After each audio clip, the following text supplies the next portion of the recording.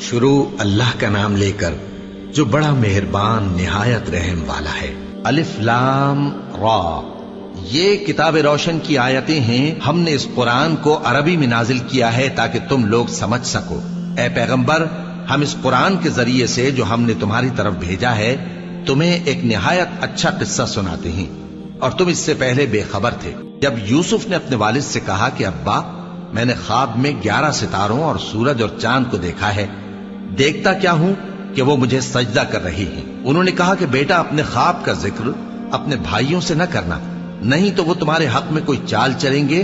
کچھ شک نہیں کہ شیطان انسان کا کھلا دشمن ہے، اور اسی طرح اللہ تمہیں برگزیدہ و ممتاز کرے گا اور خواب کی باتوں کی تعبیر کا علم سکھائے گا، اور جس طرح اس نے اپنی نعمت پہلے تمہارے دادا پر دادا ابراہیم اور اسحاق پر پوری کی تھی، اسی طرح تم پر اور اولاد یعقوب پر پوری کرے گا۔ بے شک تمہارا پروردگار سب کچھ جاننے والا ہے، حکمت والا ہے۔ ہاں، یوسف اور ان کے بھائیوں کے قصے میں پوچھنے والوں کے لیے بہت سی نشانیاں ہیں۔ جب انہوں نے آپس میں تذکرہ کیا کہ یوسف اور اس کا بھائی ابا کو ہم سے زیادہ پیارے ہیں، حالانکہ ہم جماعت کی جماعت ہیں، کچھ شک نہیں کہ ابا کھلی غلطی پر ہیں۔ یوسف کو یا تو جان سے مار ڈالو یا کسی ملک میں پھینک آؤ، پھر ابا کی توجہ صرف تمہاری طرف ہو جائے گی، اور اس کے بعد تم نیک لوگوں میں ہو جاؤ گے۔ ان میں سے ایک کہنے والے نے کہا کہ یوسف کو جان سے نہ مارو، کسی اندھے کنویں میں ڈال دو کہ کوئی راہگیر اسے نکال کر کسی دوسرے ملک میں لے جائے گا۔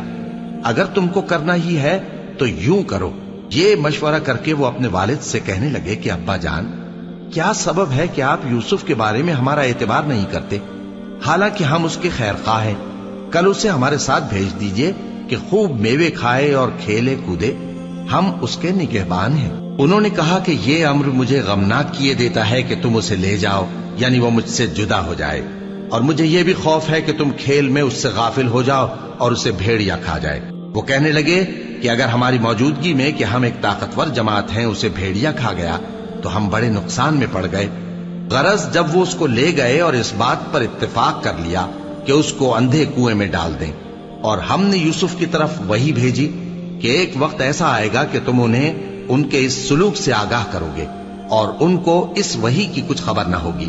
اور یہ حرکت کر کے وہ رات کے وقت باپ کے پاس روتے ہوئے آئے، کہنے لگے کہ ابا جان، ہم تو دوڑنے اور ایک دوسرے سے آگے نکلنے میں مصروف ہو گئے اور یوسف کو اپنے اسباب کے پاس چھوڑ گئے تو اسے بھیڑیا کھا گیا، اور آپ ہماری بات کو گو ہم سچ ہی کہتے ہیں باور نہیں کریں گے۔ اور ان کے کرتے پر جھوٹ موٹ کا لہو بھی لگا لائے۔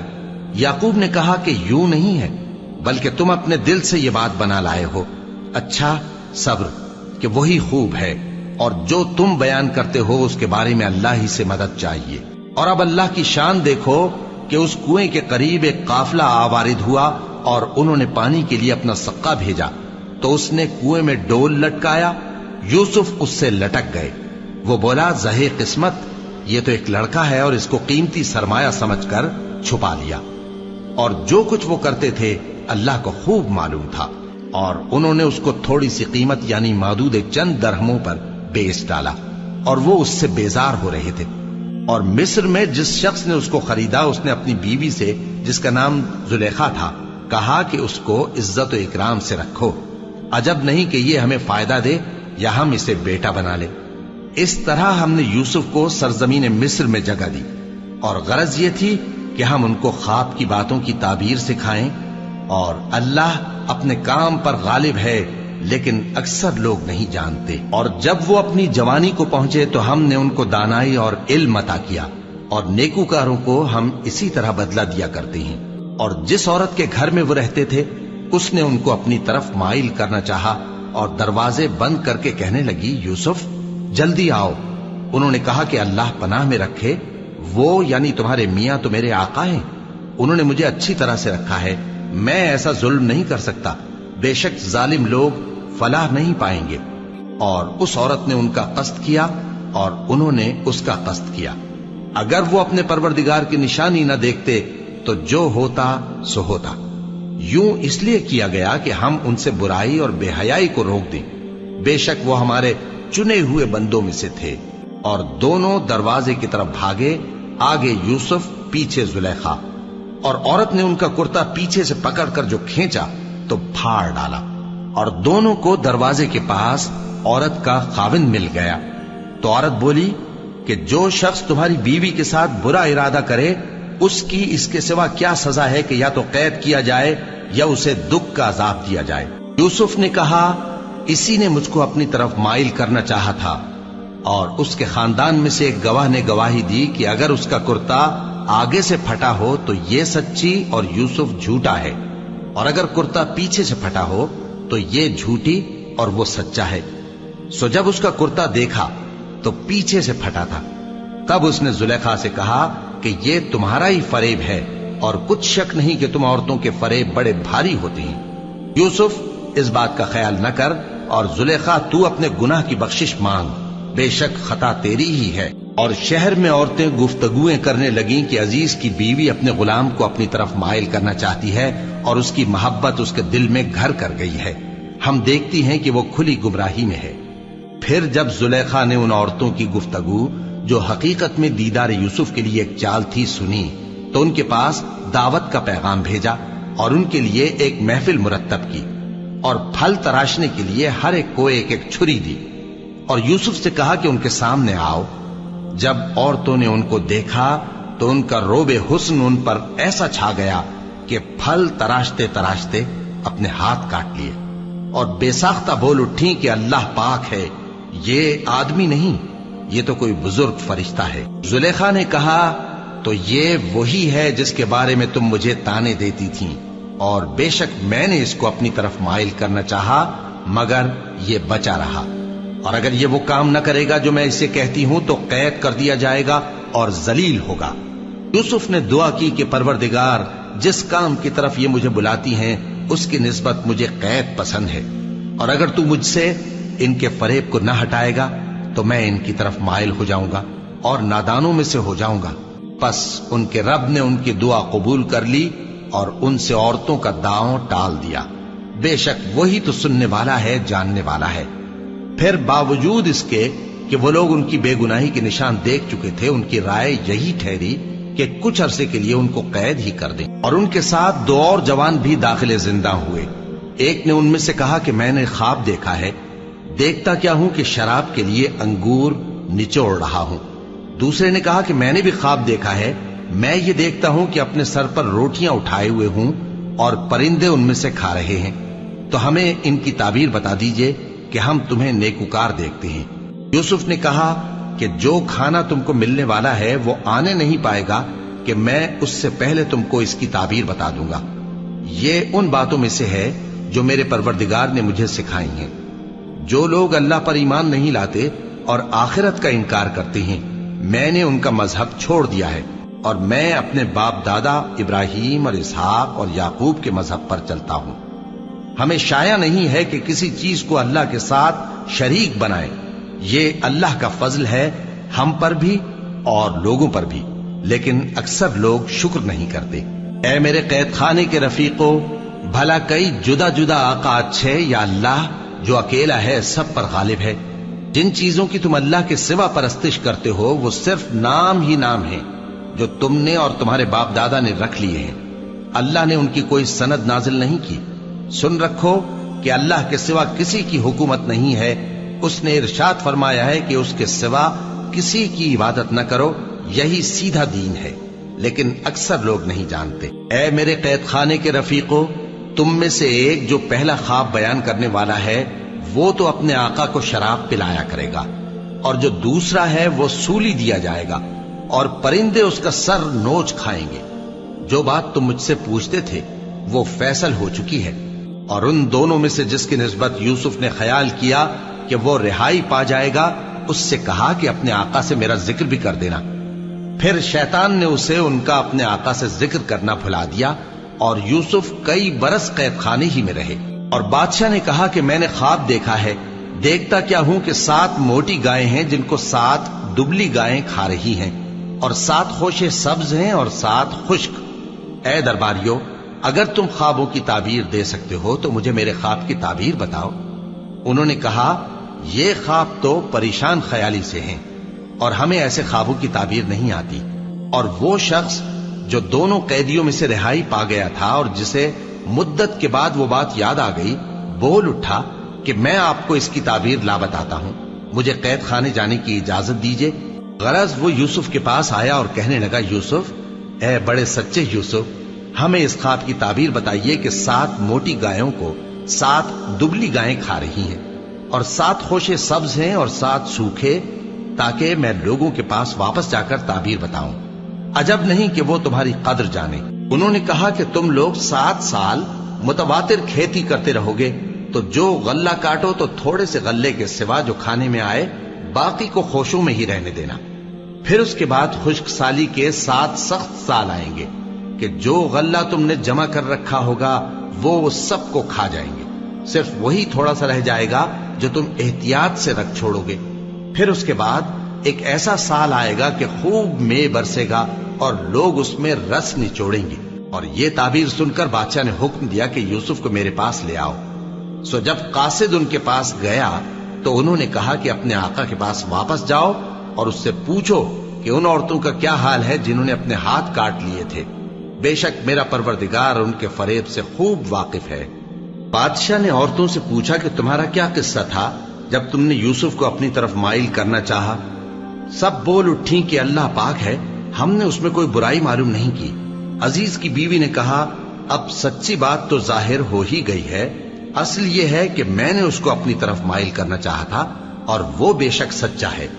یوسف نے کہا کہ میں نے یہ بات اس لیے پوچھی ہے کہ عزیز کو یقین ہو جائے کہ میں نے اس کی پیٹھ پیچھے اس کی امانت میں خیانت نہیں کی، اور اللہ خیانت کرنے والوں کی چال کو چلنے نہیں دیتا، اور میں اپنے آپ کو پاک صاف نہیں کہتا، کیونکہ نفس امارہ انسان کو برائی ہی سکھاتا رہتا ہے، مگر یہ کہ میرا پروردگار رحم فرمائے، بے شک میرا پروردگار بخشنے والا ہے، مہربان ہے۔ اور بادشاہ نے حکم دیا کہ اسے میرے پاس لاؤ، میں اسے اپنا مصاحب خاص بناؤں گا۔ پھر جب ان سے گفتگو کی تو کہا کہ آج سے تم ہمارے ہاں صاحب منزلت ہو اور صاحب اعتبار ہو۔ یوسف نے کہا، مجھے زرعی پیداوار پر مقرر کر دیجئے، کیونکہ میں حفاظت بھی کر سکتا ہوں اور اس کام سے واقف بھی ہوں۔ اس طرح ہم نے یوسف کو ملک مصر میں جگہ دی اور وہ اس ملک میں جہاں چاہتے تھے رہتے تھے۔ ہم اپنی رحمت جس پر چاہتے ہیں کرتے ہیں اور نیکوکاروں کے اجر کو ضائع نہیں کرتے، اور جو لوگ ایمان لائے اور ڈرتے رہے ان کے لیے آخرت کا اجر بہت بہتر ہے۔ اور یوسف کے بھائی کنعان سے مصر میں غلہ خریدنے کے لیے آئے تو یوسف کے پاس گئے، تو یوسف نے ان کو پہچان لیا اور وہ ان کو نہ پہچان سکے۔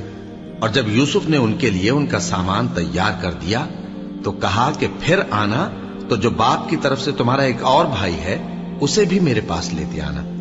کیا تم نہیں دیکھتے کہ میں ناپ بھی پوری دیتا ہوں اور مہمانداری بھی خوب کرتا ہوں؟ اب اگر تم اسے میرے پاس نہ لاؤ گے تو نہ تمہیں میرے ہاں سے غلہ ملے گا اور نہ تم میرے پاس ہی آ سکو گے۔ انہوں نے کہا کہ ہم اس کے بارے میں اس کے والد کو پھسلائیں گے اور ہم یہ کام کر کے رہیں گے۔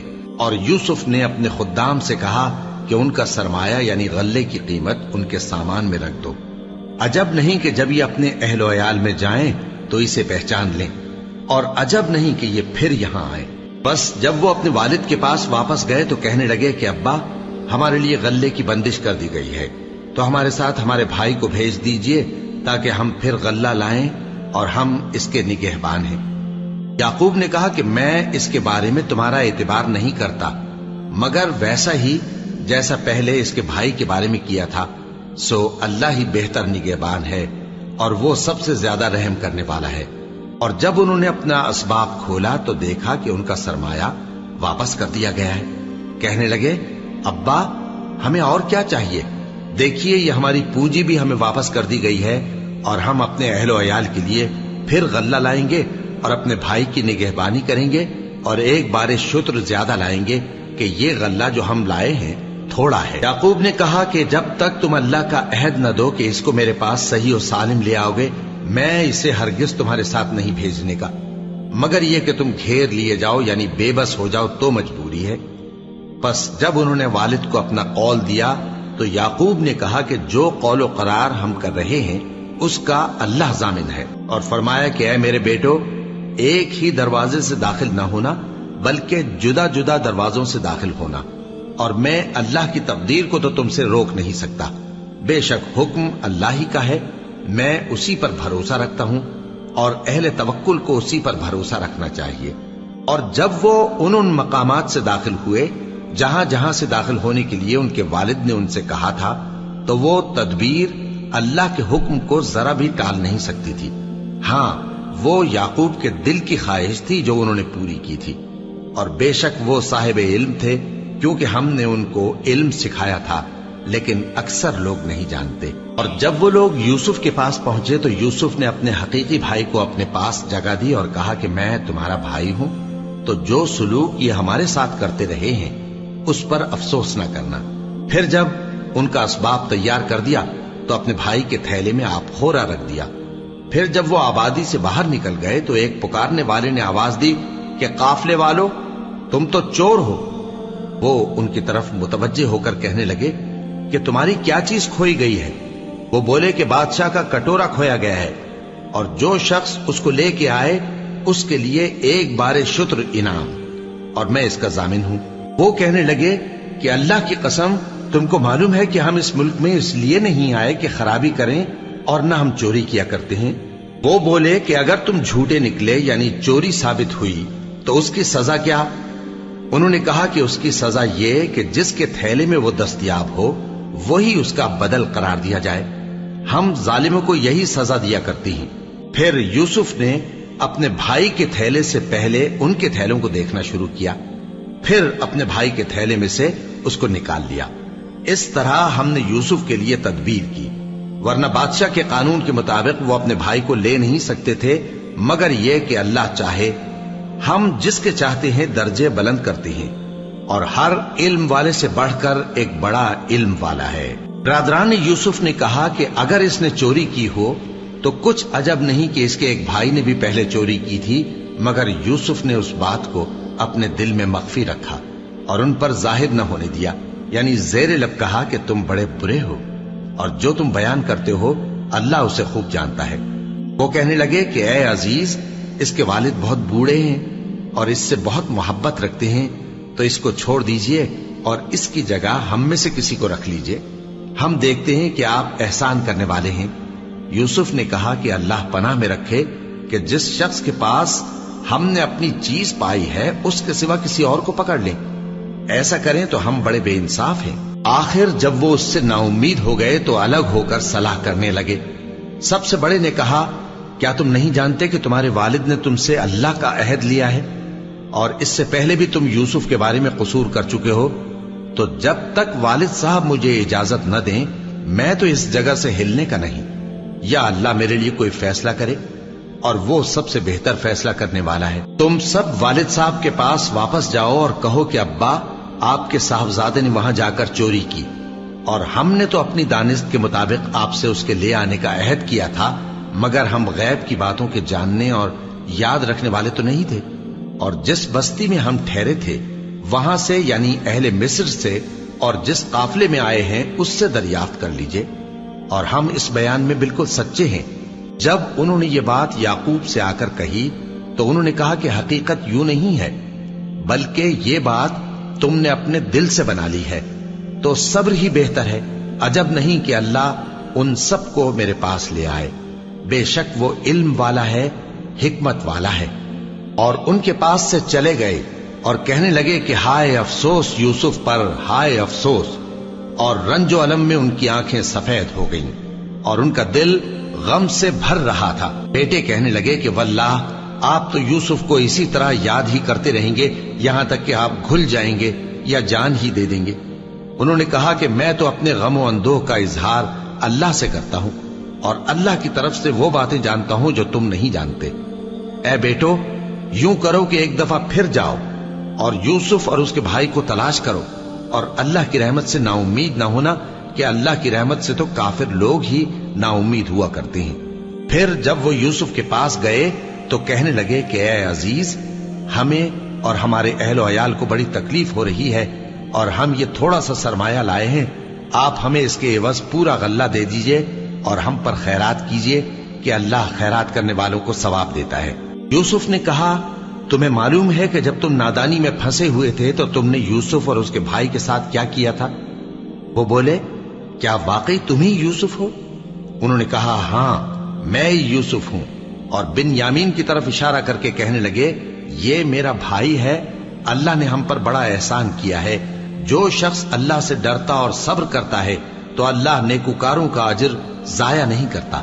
وہ بولے اللہ کی قسم اللہ نے تم کو ہم پر فضیلت بخشی ہے اور بے شک ہم خطا کار تھے۔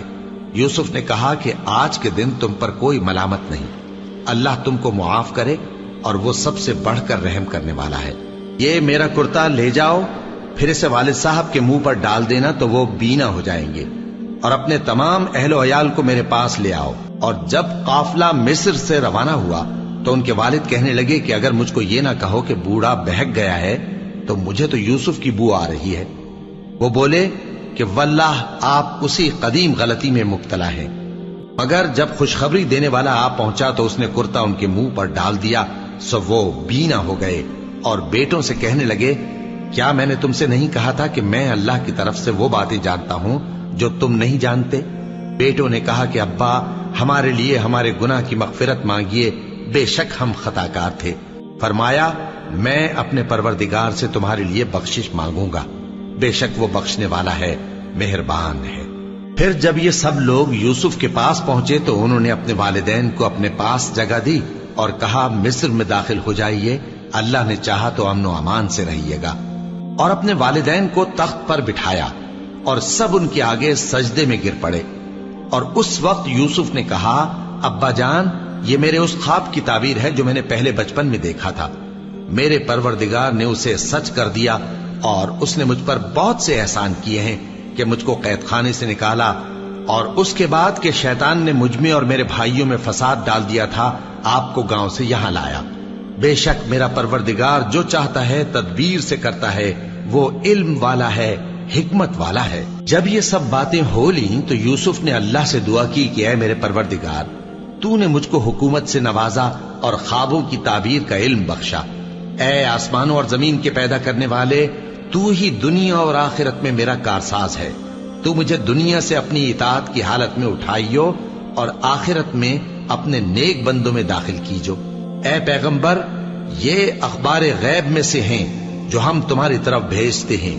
اور جب برادران یوسف نے اپنی بات پر اتفاق کیا تھا اور وہ فریب کر رہے تھے تو تم ان کے پاس تو نہ تھے، اور بہت سے آدمی گو تم کتنی خواہش کرو ایمان لانے والے نہیں ہیں، اور تم ان سے اس خیر خواہی کا کچھ صلہ بھی تو نہیں مانگتے۔